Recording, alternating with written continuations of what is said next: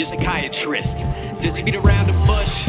What's he prescribing you? Lexapro, Xanax, it barely lets you function, but you can at least manage a dose to dull the panic. But now you never smile. The kids can't get you to play, so they feel like they're on trial. What's up, everybody? I'm Skullz, and today we're listening to Goodbye by Limp Bizkit. This is the last song on the Still Sucks journey. It's a funny name for a journey, but I'm really curious to see how they're gonna end it. I mean, the middle part of this album was really rough for me. In the last couple songs, they've been stepping it up. Not back to the heights of the beginning of the album. The album really kicked off strong, but it's been a massive step in the right direction. And then I'm gonna give you a little bit of a post-analysis of what I thought of the album, and where I think they went wrong, where I think they went really right, and all that stuff. So we're gonna hop right in. But first, if you're new here, make sure you hit the like button, hit the subscribe button, hit the notification bell. Helps the channel grow, helps the video reach more people, and I appreciate it so much. I have gotten damn good at that speech. Anyways, enough patting myself on the back. Let's hop into the closer. Okay. Sometimes it's hard to sleep when you're lying next to me. All the secrets that you keep always come out when you dream. I know you've been hiding things. You've turned into my Lion King. All right, this is different for them. Holy crap. First of all, the guitar riff sounds a lot like an old song by Bubba Sparks called Deliverance. Go check that song out. It definitely has that Southern style, and I know they're from Jacksonville, Southern boys, so cool. I like how they incorporated that in. It feels natural, and it feels appropriate for the band. Also, a different side of Fred. I don't think I've ever heard him sing in this kind of way. Positively, everything I say to you is what I mean. It's time to go. All this water underneath the bridge is killing me so slow. It's time to go. Time to elevate my quality of life on down the road. Even though you've apologized. Yo, this is a vibe, man. This is one of the better songs on the album, and it doesn't really sound like them at all. But this is a good production. I like the lyrics and the hook. Like, everything's good here. I like this one. Every time I catch you in a lie, you always say you're gonna try, but your words don't mean a thing when your actions make me cry. I know you've been hiding things. You've turned into my Lion King, but positively everything I say to you, I always mean. It's time to go. All this water underneath the bridge is killing me so slow. It's time to go. Time to elevate my quality of life on down the road.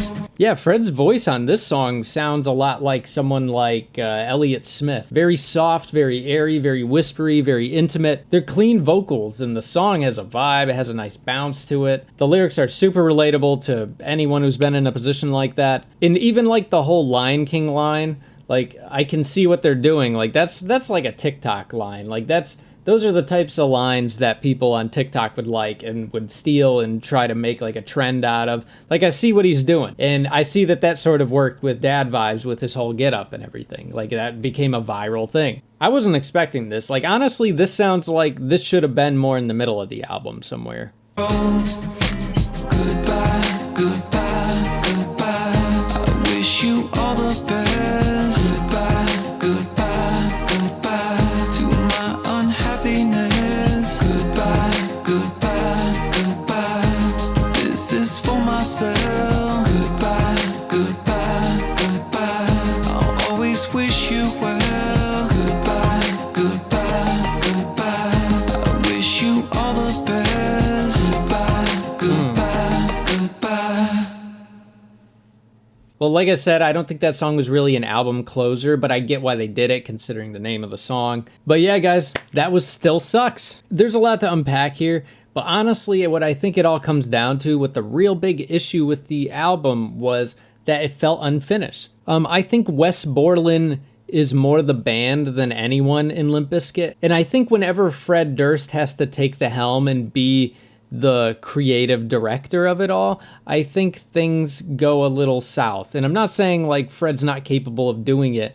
I bet you he did this song, Goodbye, on his own, and that was a good song. I think Wes Borland is the backbone to this band, and I think ever since Chocolate Starfish, they've struggled to really put all the pieces back together. They've always had moments, but I think that Limp Bizkit just was never really the same after that. And I think the best they've sounded was when they tried to go in a new direction. With their EP, Unquestionable Truth, I think that was consistently their best effort since Chocolate Starfish. Like, Fred's lyricism was awesome. And not every song landed for me, but just in terms of the sound, everything was consistent. It felt like they had a very clear vision in their head, and they implemented it pretty respectably. But with Gold Cobra and this, it felt like Limp Bizkit, but not quite like Limp Bizkit, you know what I mean? And it's like they're there, but they just can't really generate the excitement that they did back when they were big. But I'm glad they're still trying. Like, I know Wes thinks that they're completely irrelevant, but obviously not. I mean, like, a lot of people are checking out this album. A lot of people are liking this album more than I liked it.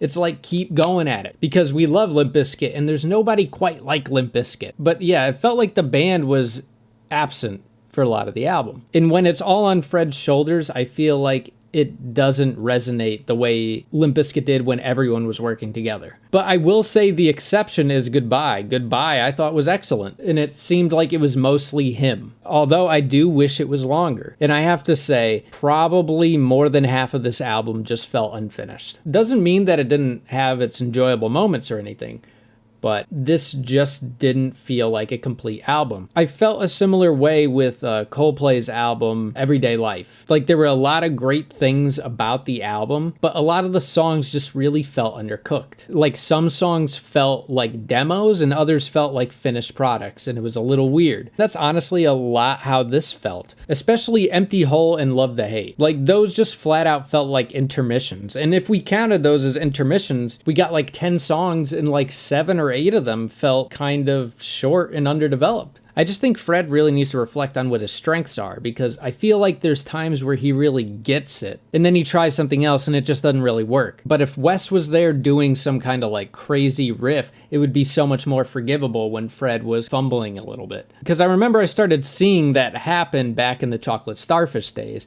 I think there was a song called like It'll Be Okay. It was not a great song off that album at all, but what made it enjoyable was the fact that Wes had a cool riff on there. And then when Wes left and Results May Vary came out and Wes just wasn't there anymore, Fred had to take the reins on the whole thing. You could really feel how there was this giant empty hole where Limp Bizkit used to be. At least for me. I mean, the energy wasn't there anymore. And there were flashes of brilliance on that album. It mostly seemed like it was coming from Fred. I mean, Build a Bridge was an excellent song off that album. But there were a lot of just bad songs with rapping.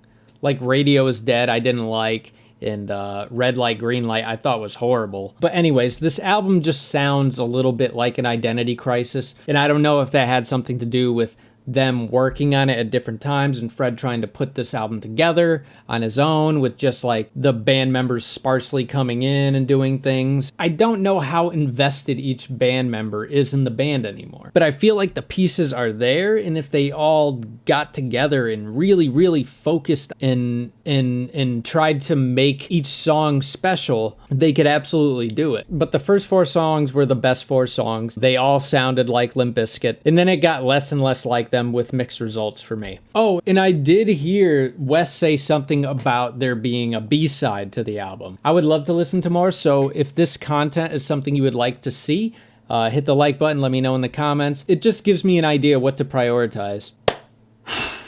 But yeah, guys, that's where I'm going to stop the video. I appreciate you stopping in and hanging out with me. This album had a lot of ups and downs, but ultimately I had a good time. Like I said before too, if you're new here, make sure you hit the like button, hit the subscribe button, hit the notification bell. Helps the channel grow, helps the video reach more people, and I appreciate it so much. And wherever you are, I hope you're having a good day, good night. And as always, guys, I look forward to the next one. Peace.